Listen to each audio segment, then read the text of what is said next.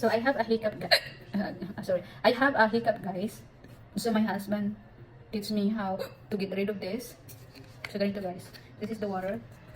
And you have to press your nose and breathe the water. Don't breathe. I mean, sorry. Don't breathe, guys. You have to hold your nose. Don't breathe. Sorry. Don't breathe, okay? And drink the water. I'm sorry. So let's see what will happen.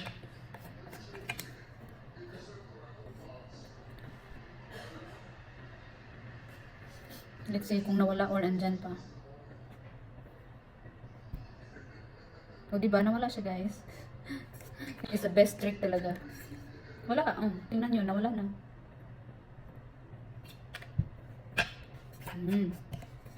Wala na.